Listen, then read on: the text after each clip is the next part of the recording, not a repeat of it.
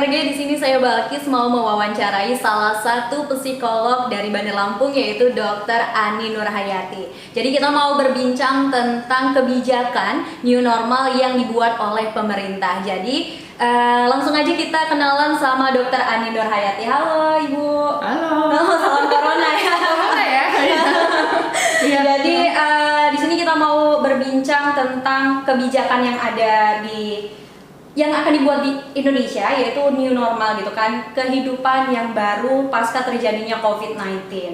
Ya, siap. Jadi aku mau nge-share, kita mau wawancarain tentang sisi psikologis, gimana sih new normal itu, psikologis pendidikan, ekonomi, terus itu sosial masyarakat. Oke? Oke.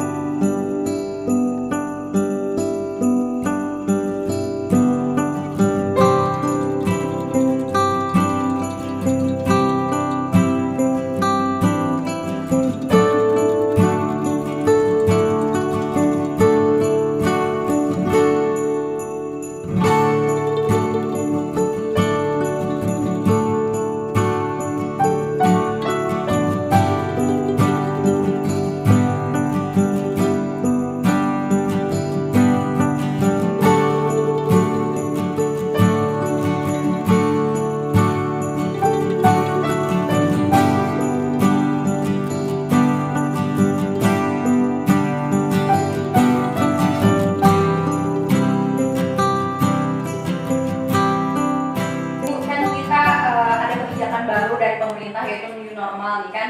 Tadinya kita diberlakukannya PSBB, tapi setelah kurang lebih 3 bulan pemerintah akhirnya mengeluarkan new normal untuk iming-iming untuk membenahi ekonomi di Indonesia. Tapi banyak banget itu pro dan kontranya. Jadi saya mau nanya nih sama Ibu, bagaimana sih new normal dari sisi psikologis masyarakat dan pemerintah?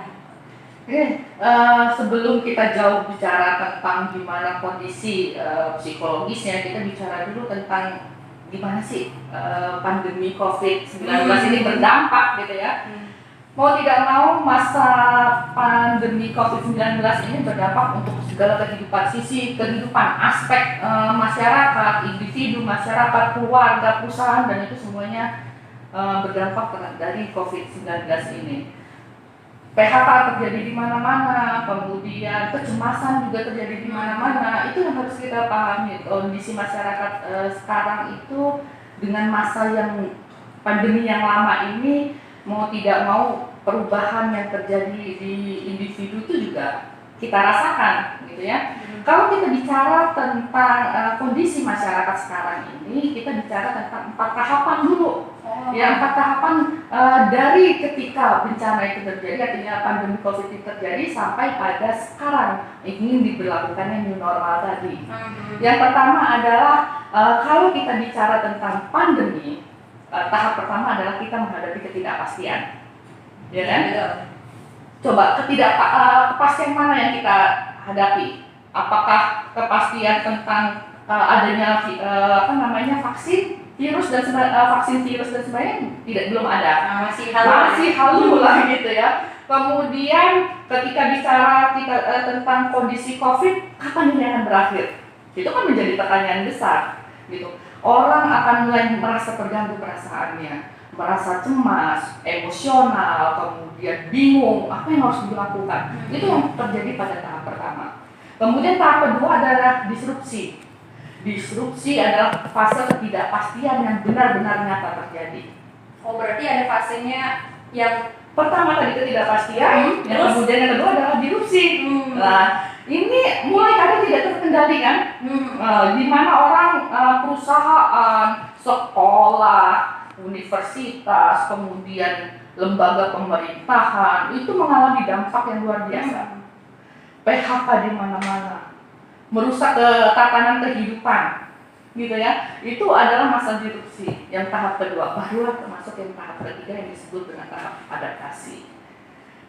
Kalau kita sudah mengalami fase disrupsi tadi yang terjadi besar-besaran, orang mulai berpikir, ada nggak ya jalan untuk kita menerima atau menghadapi situasi yang seperti ini? Sementara kita dalam proses beradaptasi, kita menunggu ahli kesehatan juga mencari solusi.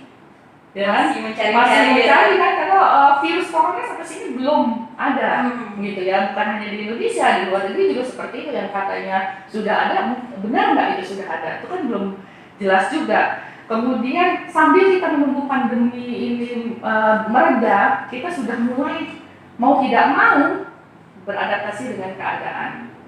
Artinya juga pemerintahan, sekolah sudah mulai mengeluarkan kebijakan-kebijakan baru. Yang tadinya sekolah tatap muka, kemudian virtual, gitu kan. Itu kan sebenarnya adalah masa di mana kita harus beradaptasi dengan kondisi yang sekarang terjadi. Kemudian ketika kita berjalan atau artinya menghadapi situasi ini, ada kebijakan physical distancing, social distancing, protokol kesehatan dan sebagainya. Itu kan hal yang baru kan. Itu kan sebenarnya dalam rangka kita beradaptasi. Apalagi yang terakhir kan PSBB ya, skala besar yang membatasi orang untuk berpergian dan sebagainya. Gitu. Barulah nanti yang disebut dengan new normal atau kelaziman baru. Kita menghadapi situasi baru dengan norma yang baru, dengan aturan yang baru. Gitu. Nah, dengan tahapan seperti itulah kita nanti akan mengembangkan norma-norma baru. Norma-norma baru artinya dalam rutinitas cara belajar, cara berhubungan itu juga akan sesuatu yang baru. Nah, kita harus beradaptasi dengan mau tidak mau, akhirnya kita akan sampai pada itu. Siap tidak siap juga nanti kita akan harus siap gitu ya. Betul. Gitu, Pak. Tapi kalau misalnya kebijakan ini ya, ini kan apalagi baru gitu kan, kehidupan yang baru, new normal gitu. Ini udah tepat belum sih sama masyarakat Indonesia yang notabene itu agak sedikit bandel gitu kan. Udah diterapin PSBB aja mereka masih keliaran ke mall ataupun ke tempat ramai gitu. Iya, betul. Ya, memang ini suatu hal yang luar biasa gitu ya, penerapan new normal ataupun kemarin juga sebelumnya adalah PSBB gitu ya. Masyarakat Indonesia itu kebudayaannya adalah budaya yang selalu kolektif, senang bersama-sama gitu ya. Kemudian apa-apa bareng-bareng gitu. Jadi kondisi itu yang mau tidak mau sekarang berubah gitu ya. Memang untuk awal itu adalah hal yang sulit gitu, tetapi kalau kita sadar dan menyadari kondisi yang memang memperburuk keadaan, artinya mengancam kesehatan kita, mengancam anak kita, mengancam keluarga kita, apa salahnya kita juga mulai sedikit demi sedikit itu akan beralih. Tidak mudah, seperti membalikan telapak tangan itu proses gitu ya, tetapi proses seperti itu apakah bisa kita lalui itu juga tergantung dari masing-masing individu dan juga bagaimana kesiapan dari pemerintah memfasilitasi itu semua. Gitu. Jadi kalau misalnya adanya new normal ini kan tujuannya itu untuk memperbaiki ekonomi ya, tapi kan bisa membahayakan di sektor kayak pendidikan, terus tuh sosial masyarakat, apalagi Indonesia kan yang hobinya berkerumunan gitu. Gimana Bu pandangan sisi psikologis untuk melihat pandangan itu? Ya, sebenarnya merubah itu kan artinya merubah mindset dan kebiasaan juga adanya ya. Itu bukan yang seperti saya sampaikan tadi, bukan hal yang mudah gitu. Di sisi lain kita memperbaiki ekonomi dengan itu. Tetapi juga jangan lupa pemerintah juga menerapkan yang namanya protokol kesehatan tadi gitu ya. Ada aturan-aturan yang berlaku ketika kita seperti tadi kita berkomunikasi dengan salam corona gitu. Jadi artinya tidak cipika-cipiki lagi seperti biasa gitu, tidak berkerumunan dengan banyak orang, tapi kan masih bisa kita berdiskusi dengan beberapa orang, tapi dengan tetap menjaga protokol kesehatan seperti misalnya tadi hand sanitizer gitu ya. Nah itu kan juga adalah salah satu cara gitu. Memang mungkin tidak sebebas dulu gitu ya, tetapi dengan sesuatu yang baru itu, kalau itu membuat kita lebih baik, ya tidak ada salahnya kita mulai membiasakan hal tersebut sampai benar ini kita lewati bersama. Kalau kita semua lakukan itu secara bersamaan, menyadari betapa pentingnya ini untuk diri kita dan juga anak-anak kita, gitu ya, saudara kita, maka kesadaran itu akan membuat kita kemudian mau untuk tetap menjaga protokol kesehatan dan sebagainya. Kebiasaan-kebiasaan baru seperti menggunakan masker, bersih, nggak lagi sembarangan, dan tidak lagi sembarangan, itu akan bisa kita jaga. Tapi ada yang menarik nih Bu, dari kebijakan new normal ini kan kita membiasakan untuk hidup saling corona, terus itu untuk tidak saling menyentuh satu sama lain gitu kan. Tapi dengan adanya kebudayaan Indonesia untuk saling salaman, terus itu saling sapa, itu bisa berakibat buruk dong berarti ke depan. Kalau saling sapa kan masih tetap berjalan ya. Yang tidak bisa adalah ketika kita bersentuhan, kemudian cipika-cipiki gitu ya. Sebenarnya itu juga tidak terlalu artinya tidak terlalu hal yang fatal gitu ya. Apalagi itu bukan muhrim misalnya dengan cipika-cipiki gitu. Kita kembali lagi saja ke situ gitu ya, aturan seperti itu. Kalau antara perempuan cipika-cipiki salaman itu masih hal yang biasa, tetapi mungkin memang harus mau tidak mau kita harus membatasi diri dengan kondisi yang seperti sekarang gitu ya. Tidak lagi bisa cipika-cipiki, tetapi kan tetap sapa bersalaman juga masih bisa kita lakukan, dan itu memang tidak bisa tidak akan berpengaruh secara psikologis bahwa orang menjadi kemudian antipati dan sebagainya, itu juga tidak seperti itu. Gitu. Dan satu lagi saya menarik banget nih Bu, saya kan kebetulan baca berita ya. Jadi ada di berita itu orang yang agak sedikit bandel gitu, dan disuruh polisi keluar, udah disuruh polisi pulang, tapi dia nggak mau gitu. Apakah orang itu mempunyai keterbelakangan mental atau gimana nih Bu? Karena kan banyak banget tuh orang yang kalau misalnya disuruh pulang akibat PSBB kemarin itu disuruh pulang tapi nggak mau. Ya, itu kembali lagi kita ke kebiasaan gitu ya, budaya kita, kebiasaan kita juga termasuk ada di dalam situ. Tidak afdol gitu, misalnya kalau kita misalnya lebaran tidak pulang gitu ya, nah, itu adalah budaya kita, soal kita setiap lebaran akan pulang. Tidak afdol yang namanya bersilaturahim itu tidak ketemu, misalnya seperti itu juga adalah hal sesuatu yang kita lakukan. Tetapi itu kalau kejadiannya tidak dalam kondisi pandemi seperti sekarang, kita menjaga diri dan juga menjaga orang lain. Sebenarnya yang perlu kita juga perhatikan, rata-rata alasan orang melakukan itu bandel dalam tanda kutip adalah bahwa kematian itu ditentukan oleh Allah. Iya, benar. Jadi tanpa pandemi, tanpa corona atau tanpa COVID-19 itu juga orang bisa mati, bisa meninggal. Itu udah ketentuannya. Jadi kalau saya misalnya meninggal karena COVID, itu karena ketentuan Allah. Nah itu yang harus kita perhatikan. Kita physical distancing, social distancing itu adalah salah satu ikhtiar ya, supaya kita tidak menularkan dan juga tidak ditularkan. Jadi kalau kita melakukan ikhtiar itu kan juga hal yang baik gitu ya, terlepas nanti keputusannya oleh Allah itu apa. Kalau kita itu kan usaha, kalau kita tidak ada usaha sama sekali, sama saja seperti kan mati, misalnya mati ditentukan oleh Allah, saya berdiri aja di atas kereta api.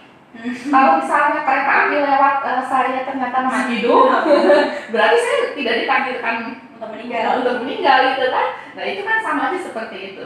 Artinya tidak ada ikhtiar tidak ada ikhtiar yang ke situ. Nah, physical distancing, protokol kesehatan dan sebagainya itu adalah salah satu ikhtiar kita agar kita terjaga dari corona. Dan sebenarnya kebiasaan hidup bersih dan sehat itu udah lama digaung-gaungkan gitu kan. Coba aja, anak kalau mau makan cuci tangan ya, gitu kan.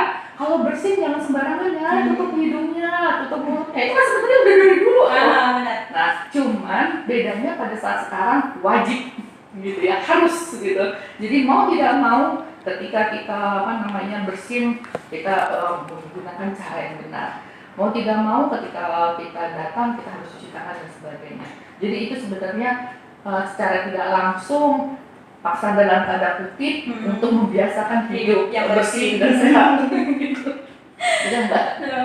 Dan juga banyak ya Bu ya orang dulu beranggapan bahwa terutama agama Islam gitu kan, yang pakai masker, yang pakai cadar maksudnya, pakai niqab terus itu yang sering mengambil wudhu itu apa sih, apalagi di dunia luar gitu ya Bu ya, di luar negeri sana. Tapi semenjak ada corona orang malah membangga-banggakan Islam. Oh ternyata berguna juga pakai cadar, terus itu wudhu terus gitu, dan itu bisa mengubah cara pandang Islam juga ya Bu ya.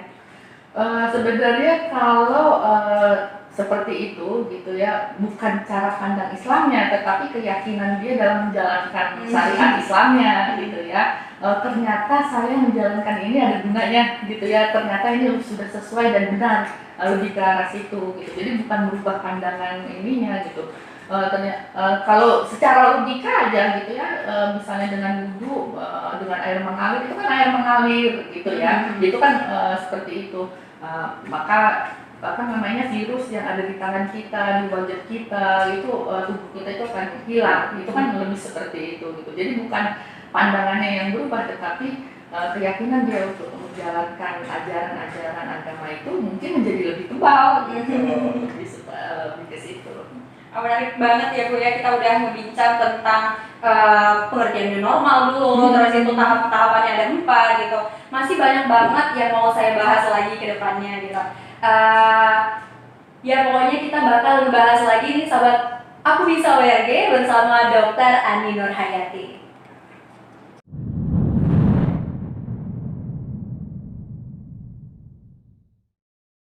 Orang tua yang khawatir gitu, stres gitu ketika anaknya kembali lagi ke sekolah ketika masih ada COVID-19.